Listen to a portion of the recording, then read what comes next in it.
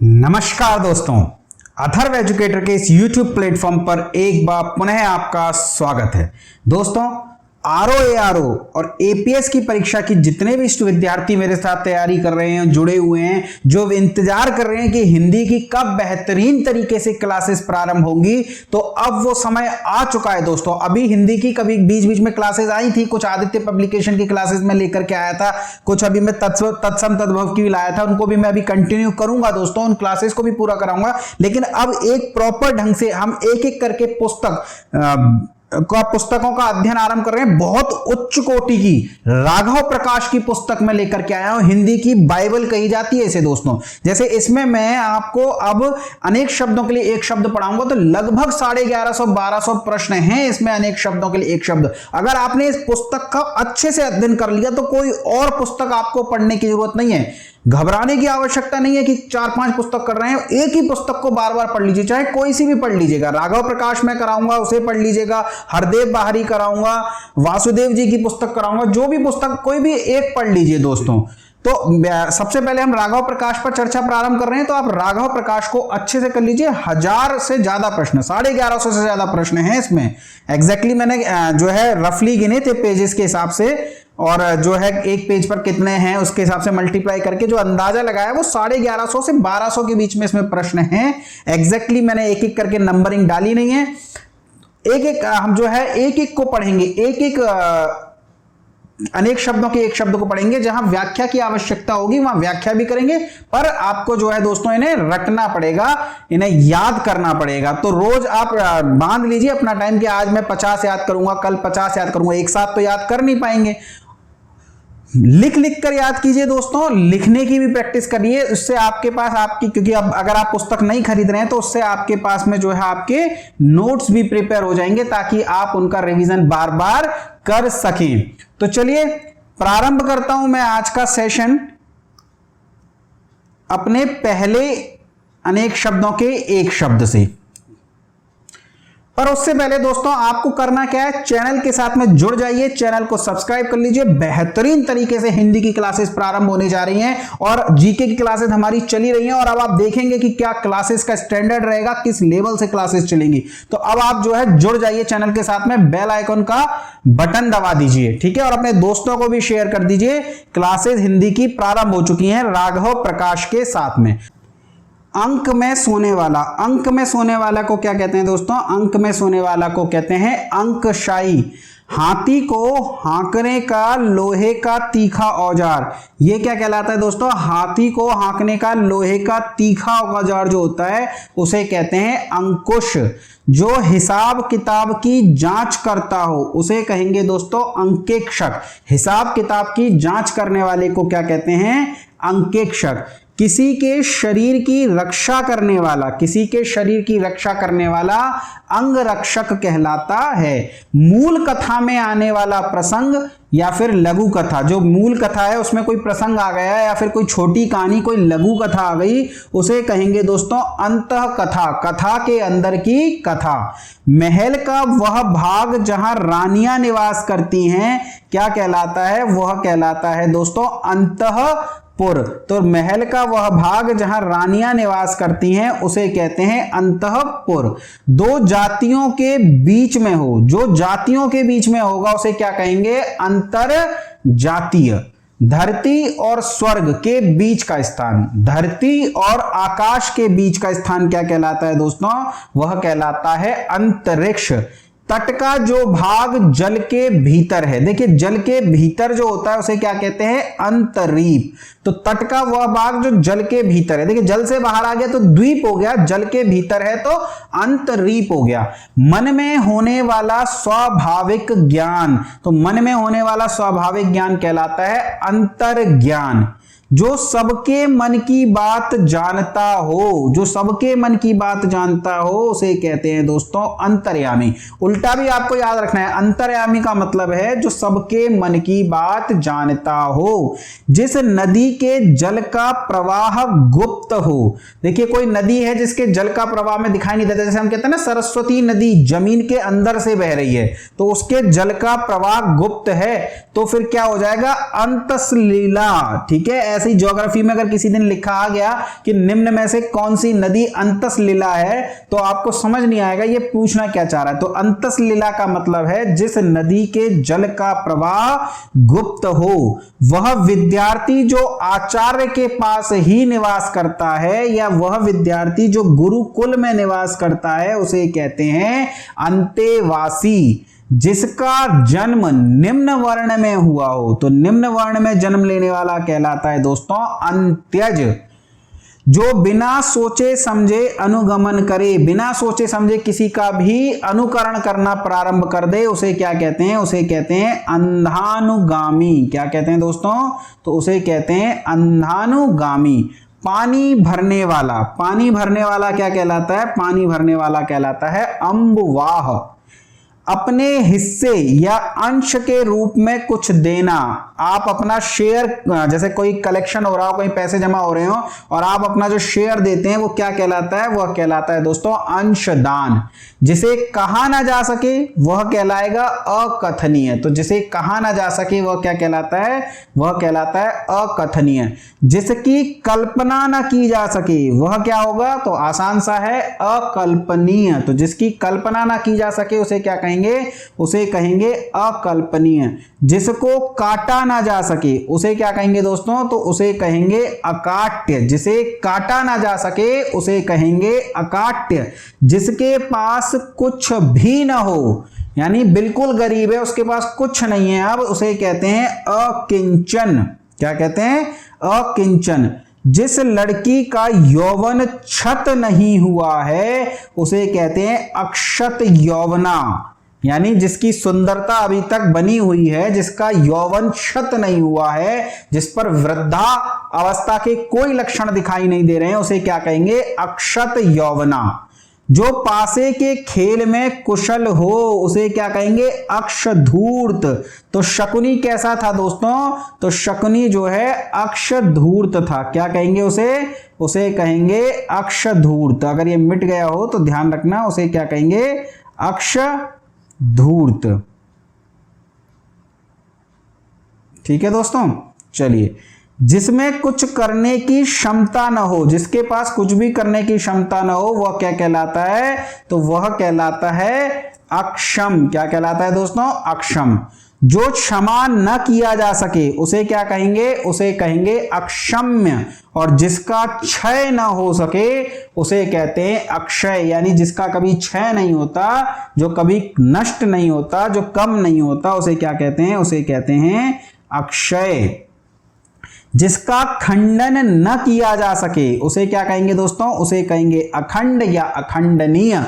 जो खाने योग्य न हो उसे कहेंगे अखाद्य। जिसकी गिनती न की जा सके उसे क्या कहेंगे? उसे कहेंगे अगणित। जहां पहुंचा न जा सके उसे कहेंगे अगम्य, या जहां जाया न जा सके उसे क्या कहेंगे? अगम्य।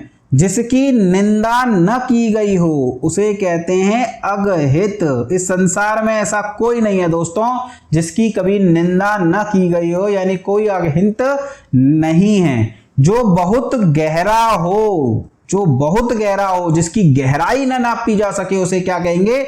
अगाध। देखिए प्रेम के लिए भी कहता है ना, मैं तुमसे बहुत अगाध प्रेम करता हूं। 14 फरवरी को सब आप एक दूसरे से कहते होंगे कि मैं आपको बहुत अगाध प्रेम करता हूं। तो अगाध का मतलब है जो बहुत गहरा हो, जो इंद्रियों द्वारा न जाना जा सके उसे क्या कहेंगे? उसे कहते हैं दोस्तों अगोचर, या उसी को कहते हैं अतीन्द्रिय। ध्यान रखिएगा ये भी, अतीन्द्रिय।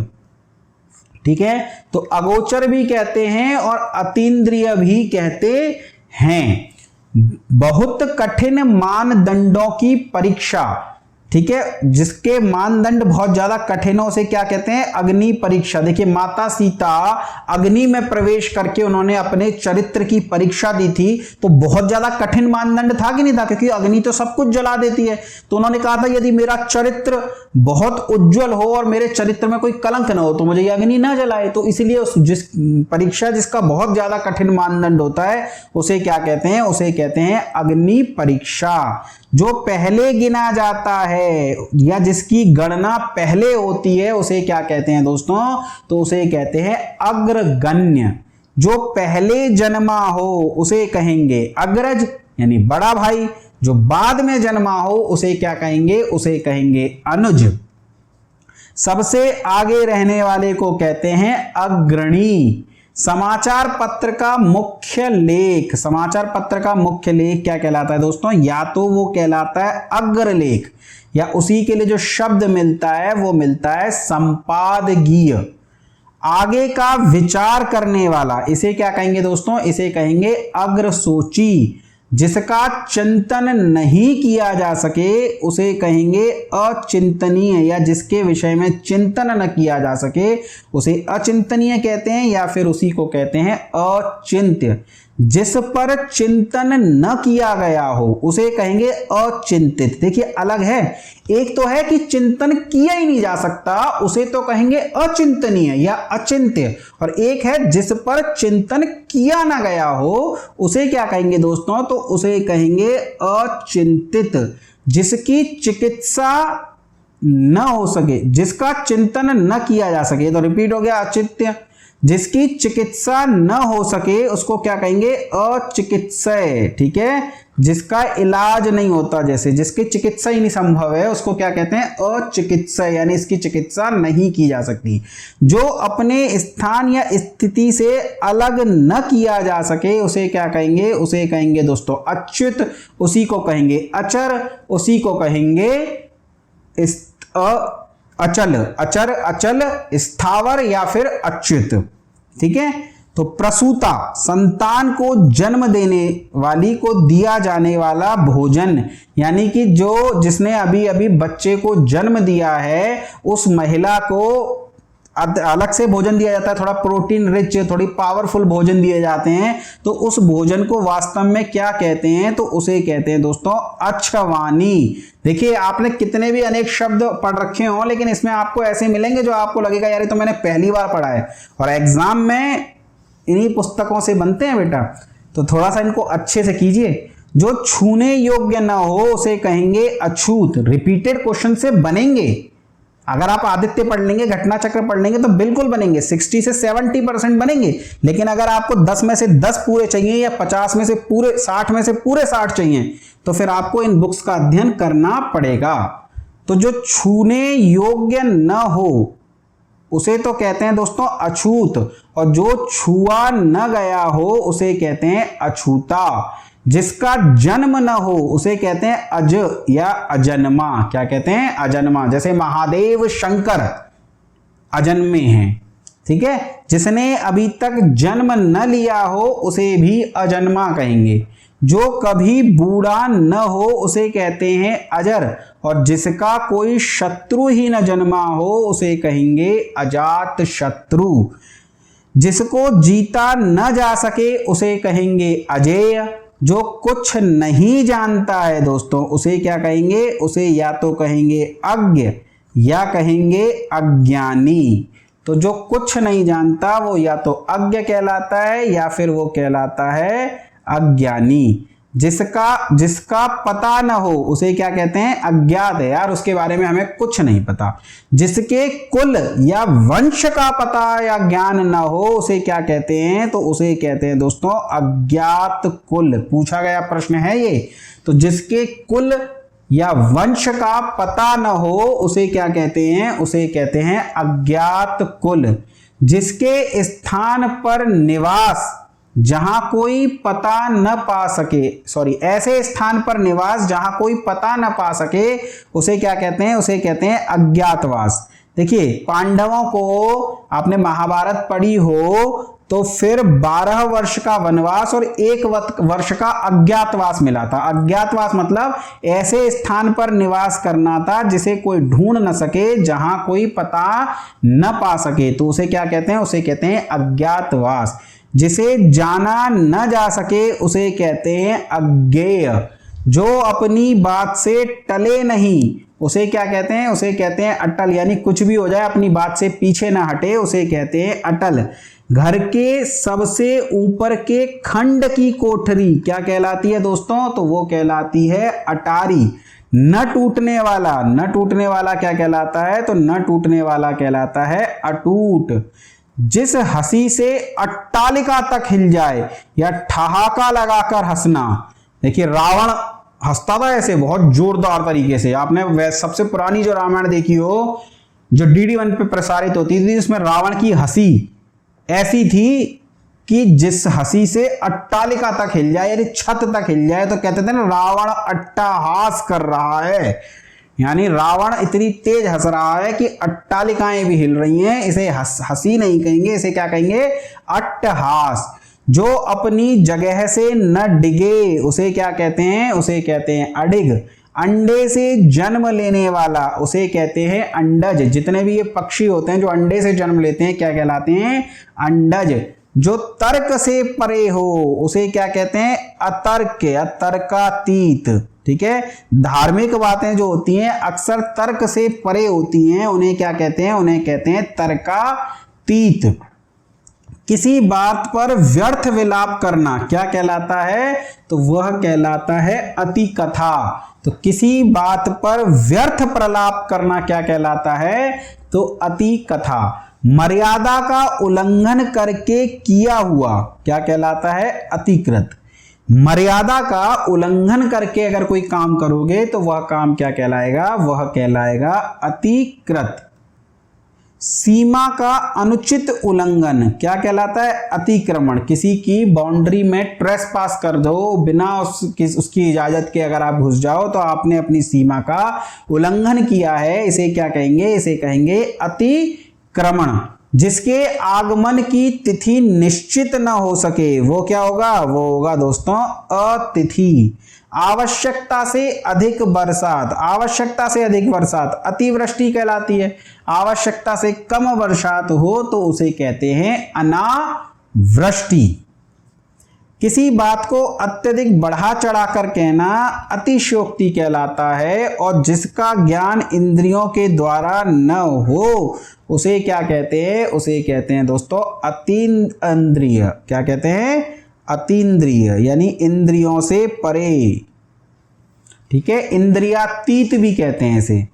जो व्यतीत हो गया हो वो क्या होगा? वो अब बन गया दोस्तों आपका अतीत। जो ऊंचा न हो उसे क्या कहेंगे? यानी उसमें तुंगता ही नहीं है, उसमें ऊंचाई नहीं है, वो अतुंग है। तो जो ऊंचा न हो उसके लिए क्या शब्द प्रयोग में लिया जाता है? उसके लिए लिया जाता है अतुंग। जिसकी तुलना न की जा सके उसे क्या कहेंगे? उसे कहेंगे अतुलनीय। नाटक में बड़ी बहन, बड़ी बहन यदि कोई है नाटक में तो वह क्या कहलाती है? वह कहलाती है अत्तिका। तो अत्तिका का क्या मतलब होता है? नाटक में बड़ी बहन। जिसका त्याग न हो सके उसे कहते हैं दोस्तों अत्याज्य, यानी जिसे त्यागा नहीं जा सकता वह क्या कहलाता है? वह कहलाता है अत्याज्य। शीघ्रता का अभाव अतवरा कहलाता है, यानी आराम आराम से काम करना, शीघ्रता का अभाव होना क्या कहलाता है? तो वह अतवरा कहलाता है। जिसकी गहराई का पता न लग सके उसे कहेंगे अथाह। ठीक है, जिसका दमन न किया जा सके, देखिए दमन न किया जा सके उसे क्या कहेंगे? अदम्य। क्या कहेंगे? अदम्य। जो देखने योग्य न हो यानी अदर्शनीय। देखिए जो देखने योग्य हो उसे क्या कहते हैं? दर्शनीय, और जो देखने योग्य न हो उसे कहते हैं अदर्शनीय। आगे का विचार न करने वाला, देखिए जो आगे का विचार करे उसे कहते हैं अग्रसोची। जो आगे का विचार न करे उसे कहते हैं अनाग्र सोची। और अनाग्र सोची आगे मतलब क्या होता है? दूर की न सोचने वाला। तो जो दूर की नहीं सोचता उसे क्या कहते हैं? अदूरदर्शी। और जो दूर की सोचता है उसे कहते हैं दूरदर्शी। जिसे देखा न जा सके उसे कहते हैं दोस्तों अदृश्य। और जो पहले न देखा गया हो उसे क्या कहेंगे? अदृष्टपूर्व। इंपॉर्टेंट वर्ड है, ध्यान रखिएगा। जो पहले न देखा गया हो उसे कहते हैं अदृष्टपूर्व। जो आज तक से संबंध रखता है तो उसे कहते हैं अद्यतन। क्या कहते हैं दोस्तों? अद्यतन। जिसके बराबर दूसरा न हो उसे कहते हैं अद्वितीय। ठीक है, तो उसके बराबर कोई दूसरा नहीं है, दूसरा नहीं है तो इसका मतलब वो कैसा है? अद्वितीय। जो ऋण लेता है, जो ऋण लेता है उसे क्या कहते हैं? उसे कहते हैं अधमर्ण। तो ऋण लेने वाले को क्या कहते हैं? अधमर्ण। होठों पर लगी लाली, पान की लाली की लकीर क्या कहलाती है? ये कहलाती है दोस्तों अधरज। तो पान वान खा के आए, उसके बाद आपके होठ लाल पड़ गए, तो लाल पड़ गए तो रज लाल हो गए, और अध मतलब होठ हो गए, तो अधरज। धर्मशास्त्र के विरुद्ध काम करना क्या कहलाएगा? अधर्म करना।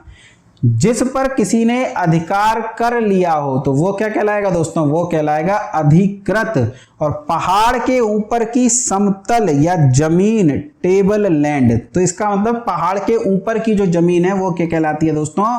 वह कहलाती है अधित्यका। और नीचे की जमीन यदि पूछ ले, नीचे की जमीन यानी पहाड़ के नीचे की जो जमीन है वो क्या कहलाती है दोस्तों? तो वो कहलाती है उपत्यका। क्या कहलाती है? उपत्यका। ठीक है। सर्वाधिक अधिकार प्राप्त शासक उसे क्या कहते हैं? तो उसे कहते हैं दोस्तों अधिनायक। विधायिका द्वारा स्वीकृत नियम क्या कहलाता है? तो वह कहलाता है अधिनियम। और अधिक से अधिक लिया जाता है अधिभार या अधिकार। और रथ पर चढ़ा हुआ योद्धा ये क्या कहलाता है? तो ये कहलाता है अतिरथी। किसी पक्ष का समर्थन करने वाला वकील अधिवक्ता कहलाता है। यानी कि अगर किसी एक पक्ष के समर्थन में कोई वकील है तो उस समय उसे क्या कहेंगे? उस समय उसे कहेंगे अधिवक्ता। वास्तविक मूल्य के ऊपर लिया जाने वाला शुल्क ये क्या कहलाता है? अधिशुल्क। जैसे सरचार्ज होता है, इसे क्या कहते हैं? इसे कहते हैं अधिशुल्क। वैधानिक सूचना जो सरकार द्वारा राजपत्र में प्रकाशित हो, किसी कार्यालय या विभाग का वह अधिकारी जो अपने अधीनस्थ कर्मचारियों की नियुक्ति रखे। अच्छा ठीक है, ये अलग है। वैधानिक सूचना जो सरकार द्वारा राजपत्र में प्रकाशित हो अधिसूचना कहलाता है। और किसी कार्यालय या विभाग का वह अधिकारी जो अपने अधीनस्थ कर्मचारियों की निगरानी करे उसे क्या कहेंगे? तो उसे कहते हैं दोस्तों अधीक्षक। क्या कहते हैं? अधीक्षक। अध्ययन किया हुआ क्या कहलाता है? तो यह कहलाता है अधीत। जो अब तक से संबंध रखता है उसे क्या कहते हैं? उसे कहते हैं अधुनातन। उतरती युवा अवस्था कहते हैं ना, अधेड़ उम्र का है, तो अधेड़ मतलब अब युवावस्था खत्म हो रही है, जवानी खत्म हो रही है, बुढ़ापा आ रहा है। नीचे की ओर मुख किया हुआ क्या कहलाता है? अधोमुखी। ठीक है, हम कहते हैं ना जो अशोक के स्तंभ होते हैं उसमें यष्टि के ऊपर एक अधोमुखी कमल होता है। क्यों? क्योंकि वो कमल उल्टा है, उसका जो मुख है वो नीचे की ओर है, तो नीचे की ओर मुख किया हुआ को क्या कहते हैं? उसे कहते हैं दोस्तों अधोमुखी। नीचे लिखा हुआ क्या कहलाता है? अधोलिखित। जिसके हस्ताक्षर नीचे अंकित हैं अधो हस्ताक्षर कर्ता। किसी सभा या संस्था का प्रधान ये अध्यक्ष कहलाता है। राष्ट्रपति राज्यपाल द्वारा जारी आदेश, सीमित अवधि का जो आदेश होता है उसे ऑर्डिनेंस या अध्यादेश कहते हैं। ज्ञान या कल्पित तथ्यों के आधार पर लिया गया निर्णय यह अध्याहरण कहलाता है। वह स्त्री जिसके पति ने दूसरा विवाह कर लिया हो उसे क्या कहेंगे? उसे कहेंगे दोस्तों अधियूढ़ा। यानी वह स्त्री जिसके पति ने दूसरा विवाह कर लिया हो वो अधियूढ़ा कहलाती है। जिसका अंत न हो उसे अनंत कहेंगे। जो बिना अंतर या गैप के घटित हो उसे अनंतर कहते हैं। तो जो बिना अंतर या गैप के घटित हो उसे क्या कहते हैं? तो उसे कहते हैं अनंतर। जो गिना न जा सके अगिनत। आज के दिन से पूर्व का काल अनद्यतन भूत। क्या कहेंगे? अनद्यतन भूत। आज के दिन से पूर्व का जो काल होता है वो कहलाता है अनद्यतन भूत। अन्य से संबंध रखने वाला, किसी एक में ही आस्था रखने वाला ये क्या कहलाता है? ये कहलाता है दोस्तों अनन्य। जिसका कोई दूसरा उपाय न हो अनन्योपाय। क्या कहेंगे? अनन्योपाय। जिसकी अपेक्षा न हो उसे कहते हैं अनपेक्षित। जिसे किसी बात का पता न हो उसे क्या कहेंगे? उसे कहेंगे अनभिज्ञ। जिसके विषय में कोई ज्ञान न हो उसे कहते हैं अनवगत या अज्ञात। जो सदा से चलता आ रहा है उसे क्या कहेंगे? उसे कहेंगे अनवरत। और इसी को कहते हैं सनातन। चलिए, जिस पर आक्रमण न किया गया हो उसे क्या कहेंगे? अनाक्रांत। यानी जिस पर आक्रमण न किया गया हो उसे अनाक्रांत कहते हैं। जो कभी न आया हो उसे क्या कहते हैं? उसे कहते हैं अनागत। जो किसी कार्य के होने से पूर्व उसका अनुमान करे उसे कहते हैं अनागत विधाता। यानी कोई काम करने से पहले उसका अनुमान करना क्या कहलाता है? अनागत विधाता। जिसके माता पिता न हो उसे कहते हैं अनाथ। जिसका कोई आदि और प्रारंभ न हो उसे कहते हैं अनादि। जिसका आदर न किया गया हो उसे कहते हैं अनादृत। और कनिष्ठा यानी सबसे छोटी उंगली और मध्यमा के बीच की उंगली, इसे क्या कहते हैं? तो इसे कहते हैं दोस्तों अनामिका। क्या कहते हैं? अनामिका। और बिना किसी प्रयास के, यानी कहते हैं ना कोई भी चीज यदि आपको बिना किसी प्रयास के मिल गई है तो हम कहते हैं हमें तो अनायास मिल गई। तो जो बिना किसी प्रयास के मतलब है दोस्तों अनायास। ठीक है दोस्तों, ये आप यहां तक इन प्रश्नों को कीजिए। लगभग जो है 120 वन वर्ड सब्स्टिट्यूशन, अनेक शब्दों के लिए एक शब्द हैं। अगले और 100-150 प्रश्न लेकर के हम अगले वीडियो में आपके सामने हाजिर होंगे। तब तक आप पढ़ते रहिए, मस्त रहिए। चैनल को शेयर सब्सक्राइब कर दीजिए दोस्तों। अब बहुत अच्छे अच्छे नोट्स आने वाले हैं। पहले हम राघव प्रकाश को खत्म करेंगे, उसके बाद हम हरदेव बहारी का नंबर लेंगे। तो जुड़ जाइए चैनल के साथ में। बस आप चैनल को सब्सक्राइब कर लीजिए और अपने दोस्तों को इसे शेयर कर दीजिए। चलिए, धन्यवाद दोस्तों।